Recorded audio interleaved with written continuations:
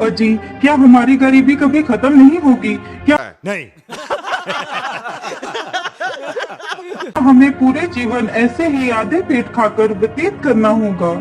अरे भाग्यवान, मैं लकड़ी काटने बेचने के अलावा और कर भी क्या सकता हूँ। देखते हैं, यदि कभी हमारे जीवन में सुख लिखा हो तो वह सुख हमें जरूर मिलेगा। अच्छा भाग्यवान, अब मैं चलता हूँ, मेरा लकड़ियाँ लेने जाने का समय हो गया है। अरे मेरे प्यारे गधे, चलो अब हमारा लकड़ियाँ लाने का समय हो चुका है। इतना कहकर लकड़हारा अपने गधे को लेकर जंगल की तरफ निकल पड़ता है।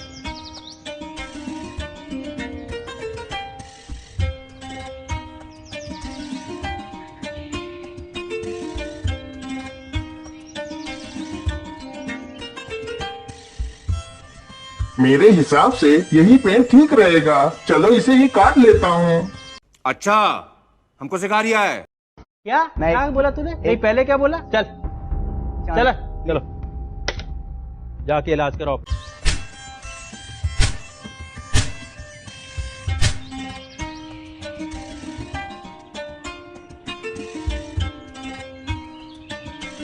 लकड़हारा जल्दी से लकड़ियां काटकर अपने गधे पर लाद लेता है और घर की तरफ निकल पड़ता है।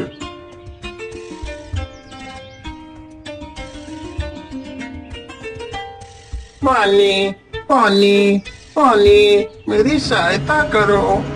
अरे ये किसकी आवाज है? अरे कहना क्या चाहते हो? मुझे लगता है कोई तकलीफ में है, चलो चलकर देखता हूँ। लकड़हारा जल्दी से उसी ओर जाने लगता है जिस ओर से वह आवाज आ रही थी। पानी पानी पानी, मेरी सहायता करो। अरे ये क्या? ये तो एक तोता है, लेकिन यह तो पूरी तरह जख्मी हो चुका है। मैं ऐसा करता हूँ, इसे भी अपने साथ ही ले चलता हूँ। लकड़हारा जल्दी से उस तोते को उठा लेता है और उसे भी अपने साथ ले जाता है।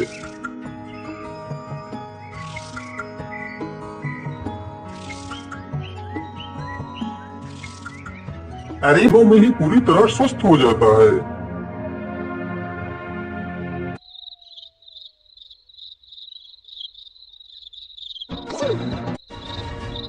चलो आज तो इसी झोपड़ी में ही चोरी कर लेता हूँ। हो सकता है इस झोपड़ी में ही मुझे कुछ काम की चीज मिल जाए। इतना कहकर वह चोर उस झोपड़ी में घुस जाता है। तभी वह तोता उस चोर को देख लेता है। अरे मालिक जल्दी से उठिए, देखिए चोर आ गया। अरे मालिक जल्दी उठो। अरे मालिक जल्दी से उठिए, देखिए चोर आ गया। अरे मालिक जल्दी उठो। अरे वाह, यह तोता तो बोलता भी है, तो क्यों ना मैं इसी तोते को ही पकड़ ले जाता हूँ। बाजार में तो इसकी कीमत अच्छी मिलेगी, और तो कुछ इस झोपड़ी में दिख भी नहीं रहा है। इतना सोचकर चोर तुरंत ही तोते का पिंजरा उठाता है और वहाँ से भाग जाता है। देखा आपने लापरवाही का नतीजा है।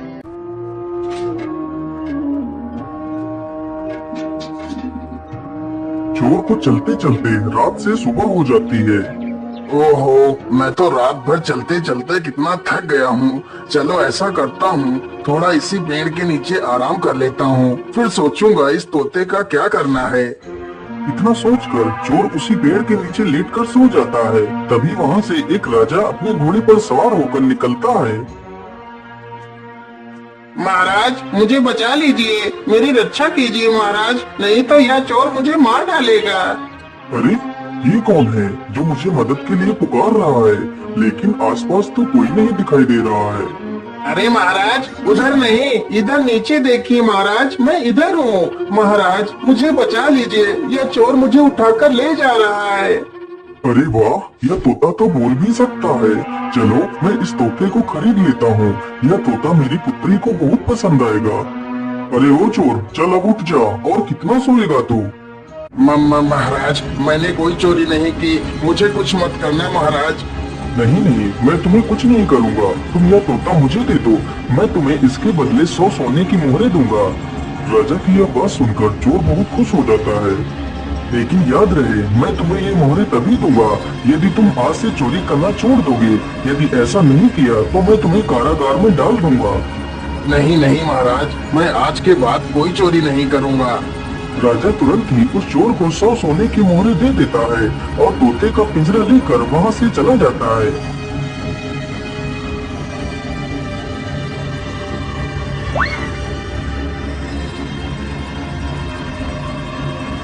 अरे राजकुमारी, तुम कहाँ हो? देखो मैं तुम्हारे लिए क्या लेकर आया हूँ। अरे पिताजी, यह तोता तो कितना सुंदर है। हाँ पुत्री, यह कोई ऐसा वैसा तोता नहीं है। यह तोता इंसानी भाषा को बोल और समझ सकता है। फिर तो यह एक अद्भुत तोता है। पिताजी, आज से मैं इस तोते को अपने साथ ही रखूंगी।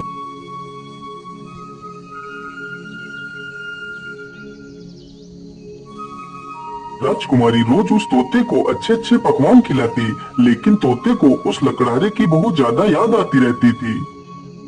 अरे मेरे प्यारे तोते, मैं तुम्हें कुछ भी खिलाती हूँ, तुम उसे सही ढंग से क्यों नहीं खाते हो? क्या बताऊं राजकुमारी जी, मुझे इस पिंजरे में कैद हुए पूरा 1 महीना हो चुका है। मेरा मन भी आकाश में उड़ने को कर रहा है, लेकिन मैं इस पिंजरे में कैद हूँ। मैं क्या कर सकता हूँ? अच्छा, ऐसी बात है, तो फिर चलो मेरे साथ। आज मैं तुम्हें बाहर की सैर करा के लाती हूँ। अब्बा नहीं मानेंगे। राजकुमारी तोते को जंगल में ले जाती है और उसे पिंजरे से बाहर निकाल देती है। फिर तोता आसमान में उड़ने लगता है। अरे ये क्या? ये पेड़ इतना चमक क्यों रहा है? क्या यह पेड़ कोई जादुई पेड़ है? अरे राजकुमारी जी, उधर देखिए, यह पेड़ इतना चमक क्यों रहा है? क्या यह कोई जादुई पेड़ है? अरे हाँ, मुझे तो लगता है यह कोई जादुई पेड़ ही है। चलो इसके पास चलते हैं। राजकुमारी तथा वह तोता दोनों उस वृक्ष के पास जाते हैं। राजकुमारी जैसे ही उस वृक्ष को स्पर्श करती है, तभी वह उस वृक्ष में समा जाती है। यह देखकर तोता हैरान हो जाता है। अरे राम राम राम, ये क्या हुआ? राजकुमारी तो पेड़ के अंदर चली गई। मुझे जल्दी से यह खबर राजा को देनी होगी।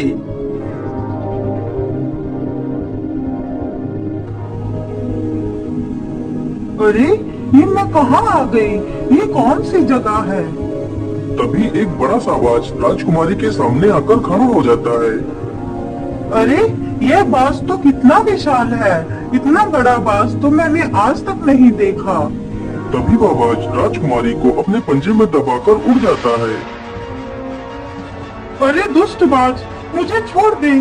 तू मुझे कहाँ ले जा रहा है? वह बाज राजकुमारी को एक गुफा के भीतर ले जाता है, जहाँ एक डायन खड़ी होती है।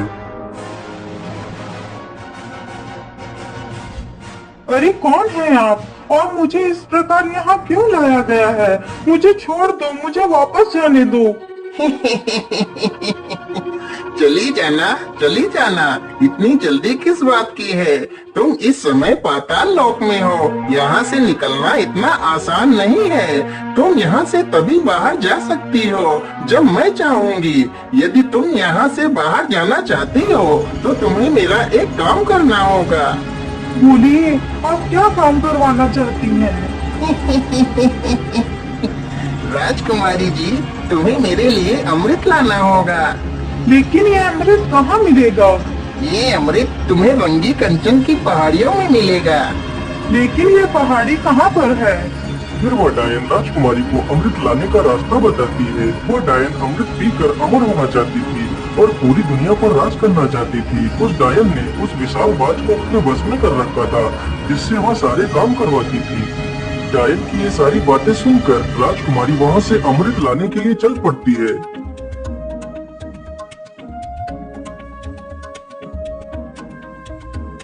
राजकुमारी अमृत ढूंढते ढूंढते